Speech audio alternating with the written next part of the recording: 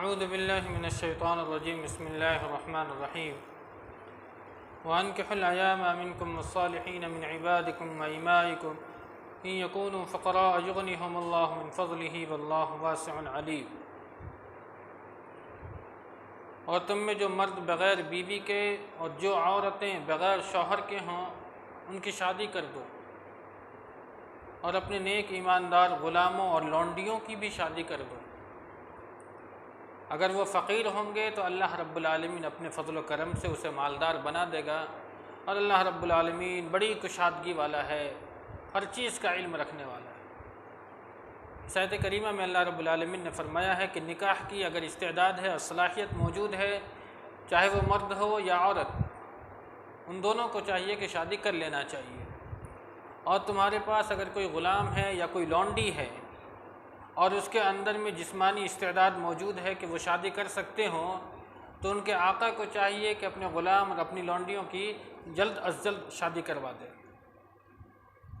وَلْيَسْتَعْفِفِ الَّذِينَ لَا يَجِدُونَ نِكَاحًا حَتَّى يُغْنِيَهُمُ اللَّهُ مِنْ فَضْلِهِ، اور جن کو شادی کے اسباب مہیا نہ ہو انہیں چاہیے کہ پاک دامنی اختیار کرے، اپنی عزت کی، اپنے آبرو کی، اپنے شرمگاہ کی حفاظت کرے۔ اللہ رب العالمین اپنے فضل و کرم سے انہیں مالدار بنا دے گا۔ اس آیت کریمہ کے ضمن میں ایک بات یہ عرض ضرور کر دینا مناسب سمجھتا ہوں کہ لوگ شادی کرنے میں دو وجوہات کی بنیاد پر تاخیر کرتے ہیں۔ پہلی وجہ تو یہ ہوتی ہے کہ ہمیں کیریئر بنانا ہے، ہمیں کیریئر بنانا ہے، ابھی سیٹل ہونا ہے، ابھی ہمارے پاس وہ تمام ذرائع جو دنیاوی عیش و عشرت کے لیے چاہیے وہ موجود نہیں ہیں، اور جب تک یہ سامان موجود نہیں ہوں گے ہم شادی نہیں کریں گے، یا پھر ہماری تعلیم جو ہے وہ مکمل نہیں ہوئی ہے۔ مثال کے طور پر اگر کوئی شخص میڈیکل کر رہا ہے تو میڈیکل کرنے کے لیے کم سے کم 35 سال کی عمر تو یوں ہی گزر جاتی ہے، اور اس کے بعد بھی کہتے ہیں ابھی کیریئر بنانا ہے، تو شادی کب کرے گا؟ اور دوسرا وہ شخص ہوتا ہے جو کہتا ہے کہ ابھی ہم غریب ہیں، ہمارے پاس تو جھوپڑی موجود نہیں ہے۔ اللہ فرماتا ہے تو شادی کر، تیرے پاس جو آئے گی تمہاری رفیق حیات، تمہاری جو بیوی ہے، اس کے اندر تو روزی تلاش کر، اللہ اس میں تمہاری روزی دے گا۔ اس لیے کہ وہ جو شادی کر کے جسے تو لا رہا ہے وہ اپنا رزق خود لے کر کے آ رہی ہے، تو اگر نلّا بیٹھا ہوا ہے تو تو اپنا رزق اسی میں تلاش کر لے۔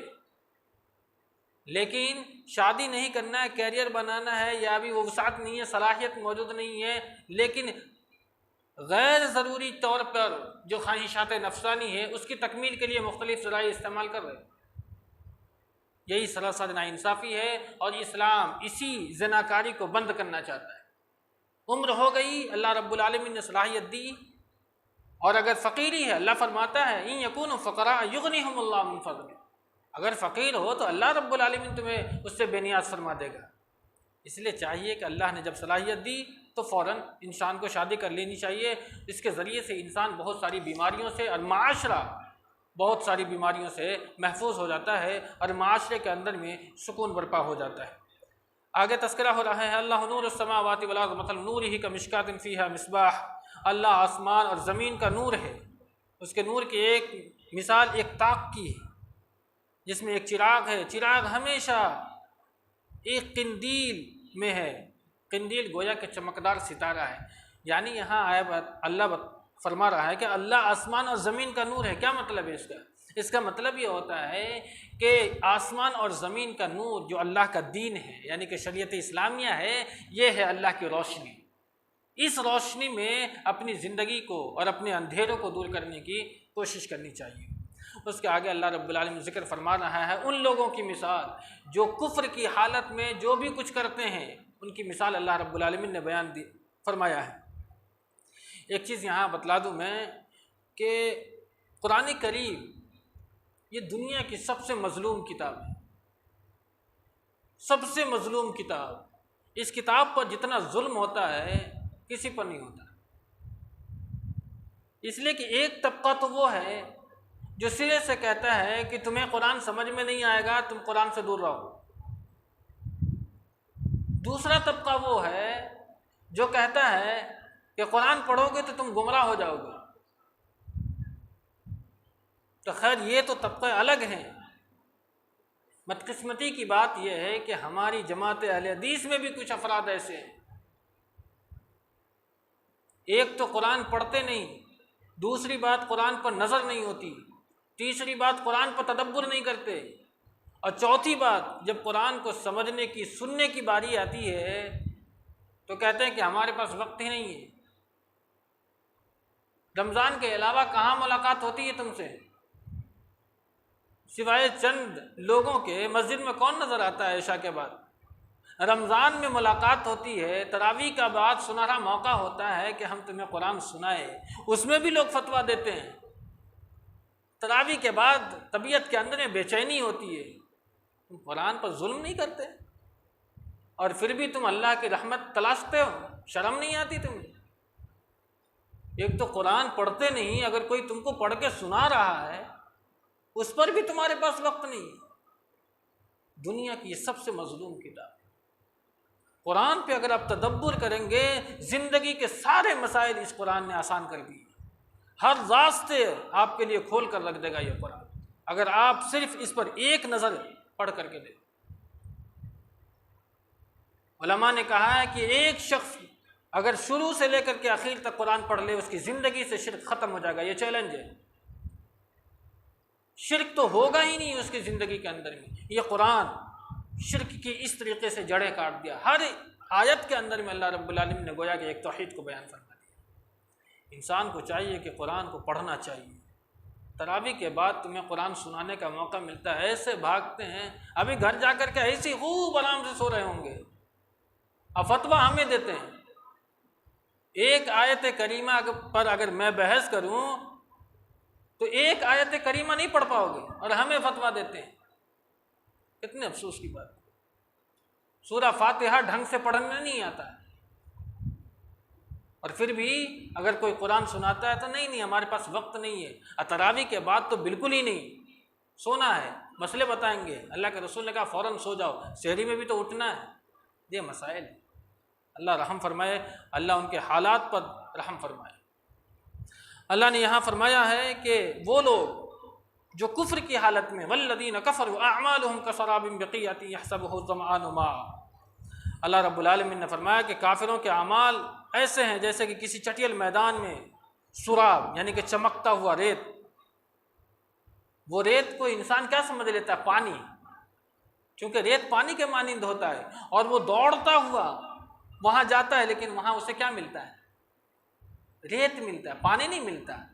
ایسے ہی کافروں نے جو بھی اعمال اس دنیا کے اندر میں کیے ہیں، اس کی مثال ایسی ہی ہے کہ قیامت کے دن اللہ رب العالمین کہ یہاں جب میدان محشر میں تمام لوگ جمع ہوں گے تو انہیں دکھائی دے گا کہ اوہ یہ میرے اعمال ہیں، ہم نے دنیا میں یہ نیک اعمال کیے ہیں، اور جب وہ دوڑے گا اپنے نامہ اعمال کو لینے کے لیے تو وہاں سے غائب ہو جائے گا۔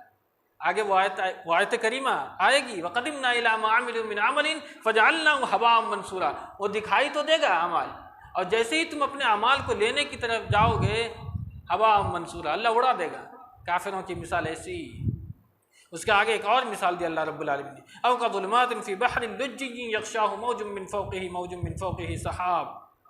یہاں اللہ رب العالمین نے فرمایا ہے کہ ان کے اعمال کسی گہرے سمندر کی اندرونی تاریکیوں کے مانند ہیں جنہیں موج نے ڈھانک رکھا ہے، اس کے اوپر ایک دوسرا موج ہوگا جس کے اوپر میں بادل بھی تنا ہوا ہے، گویا کہ اوپر تلے صرف انسان کے لیے کیا ہے؟ تاریکیاں ہی تاریکیاں۔ اگر آدمی اپنا ہاتھ نکالے تو اسے دیکھ نہ پائے۔ ایسے ہی ہوگا قیامت کے دن، وہ لوگ جنہوں نے ریاکاری کے طور پر اللہ کے راستے میں خرچ کیا ہوگا، یا وہ لوگ جو ایمان اللہ پر نہ رکھنے کے بعد بھی کچھ نیک کام کیے ہوں گے، ان کے اعمال اسی طریقہ سے ہوں گے جیسے کسی تاریکی میں انسان اپنے ہاتھ کو اٹھائے تو اس کا ہاتھ دکھائی نہیں دیتا ہے، ایسے ہی اللہ رب العالمین کے ہاں اس کے اعمال دکھائی نہیں دیں گے۔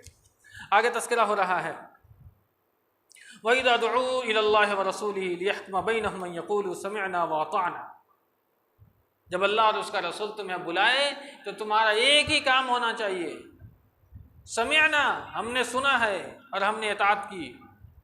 یہ نہیں کہ اللہ کی بات آئی، رسول کی بات آئی تو اب ہم جائیں گے اپنے مولانا صاحب سے پوچھنے کے لیے، اپنے امام صاحب سے پوچھنے کے لیے۔ تقلید کی یہاں جڑ کاٹ دی اللہ رب العالمین۔ اللہ نے فرمایا کہ جب اللہ اور اس کے رسول کا پیغام تم تک پہنچے تو صرف سمعنا کہنے کے کوئی گنجائش نہیں، سمعنا وَأَطَعْنَا، ہم نے سنا اور ہم نے اطاعت کی۔ اللہ رب العالمین نے فرمایا کہ وَاللَّهُ خَلَقَ كُلَّ دَابَّةٍ مِّن مَّاءٍ، اللہ رب العالمین نے ہر چوپائے کو پانی سے پیدا کیا۔ اس میں مختلف قسم کے ہیں، کوئی ہاتھ سے چلتے ہیں، کوئی پاؤں سے چلتے ہیں، کوئی پیٹ کے بل چلتے ہیں، اور ہر شے اللہ رب العالمین کی تسبیح، اس کی تحلیل، اس کی تقدیر کو بیان کر دی ہے۔ اس آیت کریمہ میں اللہ رب العالمین نے اپنی قدرت کا مظہر پیش کیا۔ اس کے آگے ذکر ہو رہا ہے، اللہ رب العالمین نے فرمایا وعد اللہ الذین آمنوا منکم وعملوا الصالحات لا یستخلفنہم فی الارض کما استخلف الذین من قبلہم، اللہ رب العالمین کا تم سے وعدہ ہے کہ اللہ اس زمین پر تمہیں خلافت عطا کرے گا۔ یہ اللہ کا وعدہ ہے، اس زمین پر اللہ تمہیں خلافت عطا کرے گا، لیکن شرط ہے۔ شرط کیا ہے؟ اللہ اور اس کے رسول کے مطابق اپنی زندگی گزارنے لگ جاؤ، اللہ رب العالمین اس ملک میں تمہیں خلافت نصیب کرے گا۔ قرآن پر یقین ہے تو کر کے دیکھو، اللہ خلافت تمہیں اس دنیا میں عطا کر کے دکھائے گا۔ اس کے آگے اللہ رب العالمین نے ذکر فرمایا ہے یا ایھا الذین آمنوا لیستأذنکم الذین ملکت ایمانکم، کہ ایمان والو تمہارے غلام، لونڈیاں، تمہارے نابالغ بچے تمہارے پاس آنے کے لیے اللہ رب العالمین نے 3 وقت متعین کر دیا ہے۔ 3 وقت کون کون سا ہے؟ فجر کی نماز سے پہلے، دوپہر کے وقت جب تم اپنے کپڑے اتار کر آرام کرتے ہو، اور عشاء کی نماز کے بعد۔ یہ 3 اوقات ایسے ہیں کہ اگر نابالغ بچہ بھی اگر اپنے ماں باپ کے کمرے میں جائے، یا غلام اور لونڈی بھی اگر جائے اپنے مالک کے کمرے میں، تو اجازت طلب کرے، بغیر اجازت کے اندر نہ جائے۔ 3 اوقات اللہ رب العالمین نے یہاں متعین فرما دیے ہیں۔ اس کے بعد اللہ نے بالغ کا حکم نازل فرمایا وَإِذَا بَلَغَ الْأَطْفَالُ مِنْكُمُ الْحُلُمَ فَلْيَسْتَأْذِنُوا كَمَا اسْتَأْذَنَ الَّذِينَ مِنْ قَبْلِهِمْ، جب بالغ بچے ہو گئے ہیں انہیں جب بھی گھر میں داخل ہوں تو اجازت طلب کرے، نہ جانے گھر میں لوگ کس حال میں ہیں، کیسے ہیں، نہیں ہیں، سارے آداب اللہ رب العالمین نے بیان فرما دیے۔ اس کے آگے ذکر فرمایا ہے، اللہ نے بوڑھی عورت کے مسائل کو بیان فرمایا ہے وَالْقَوَاعِدُ مِنَ النِّسَاءِ اللَّاتِي لَا يَرْجُونَ نِكَاحًا حَتَّى يُغْنِيَهُمُ اللَّهُ مِنْ فَضْلِهِ، وہ عورتیں جن کی خواہشات نفسانی بالکل ختم ہو چکی ہے، وہ اب شادی نہیں کر سکتی، خواہش ختم ہے، اگر اس کے اندر میں پردے میں اگر بد احتیاطی ہو جاتی ہے تو اللہ نے فرمایا اس میں کوئی حرج کی بات نہیں ہے۔ آگے ذکر ہو رہا ہے لَيْسَ عَلَى الْأَعْمَى حَرَجٌ وَلَا عَلَى الْأَعْرَجِ حَرَجٌ وَلَا عَلَى الْمَرِيضِ حَرَجٌ وَلَا عَلَىٰ أَنفُسِكُمْ أَن تَأْكُلُوا، کوئی حرج کی بات نہیں ہے کہ اندھے کے لیے، لنگڑے کے لیے، بیمار کے لیے، اور نہیں خود تمہارے لیے، اپنے گھروں میں سے کھاؤ، اپنے باپ کے گھروں میں سے کھاؤ، اپنی ماں کے گھروں میں سے کھاؤ، اپنے بھائی کے گھروں میں سے کھاؤ، اپنے چاچا کے گھروں میں سے کھاؤ، اپنی خالہ کے گھروں میں سے کھاؤ، کہیں سے بھی کھا لو، اللہ نے فرمایا ہے اس میں کوئی حرج کی بات نہیں ہے۔ لَيْسَ عَلَيْكُمْ جُنَاحٌ أَن تَأْكُلُوا جَمِيعًا وَأَشْتَاتًا۔ اس کے بعد اللہ نے پھر ایک قانون بیان فرمایا فَإِذَا دَخَلْتُمْ بُيُوتًا فَسَلِّمُوا عَلَىٰ أَنفُسِكُمْ، جب تم اپنے گھر میں داخل ہو تو کیا کرو؟ سلام کرو۔ آج ہم سلام کرنے میں سب کی محسوس کرتے ہیں یہ تو میرا ہی گھر ہے، تمہارا گھر ہے لیکن اللہ کا حکم ہے جب تم اپنے گھر میں داخل ہو تو سلام کرو، گھر میں کوئی موجود ہو یا نہ ہو، فرشتے موجود ہوں گے، وہ تمہارے سلام کا جواب دیں گے۔ اس لیے جب بھی تمہارے گھر میں تم داخل ہو تو فَإِذَا دَخَلْتُمْ بُيُوتًا فَسَلِّمُوا عَلَىٰ أَنفُسِكُمْ، تم اپنے آپ سلام کرو۔ یہ اللہ رب العالمین نے حکم دیا ہے۔ آخر میں ایک آیت کریمہ ہے جو بہت ہی جامع ہے، فَلْيَحْذَرِ الَّذِينَ يُخَالِفُونَ عَنْ أَمْرِهِ أَن تُصِيبَهُمْ فِتْنَةٌ أَوْ يُصِيبَهُمْ عَذَابٌ أَلِيمٌ۔ یہ آیت کریمہ انسان کو ڈرا دینے کے لیے کہا، جو لوگ اللہ اور اس کے رسول کی مخالفت کرتے ہیں وہ اللہ کے عذاب کا انتظار کریں، انہیں ڈر جانا چاہیے کہ جو اللہ اور اس کے رسول کے احکام کو آ جانے کے بعد بھی اللہ کے حکم کی خلاف ورزی کرتے ہیں، انہیں چاہیے کہ اپنے اعمال کی اصلاح کریں۔ آئیے دعا کرتے ہیں اللہ رب العالمین ہمیں آپ کو کتاب و سنت پر عمل کی توفیق بخشے، آمین۔ وآخر دعوانا الحمد للہ رب العالمین۔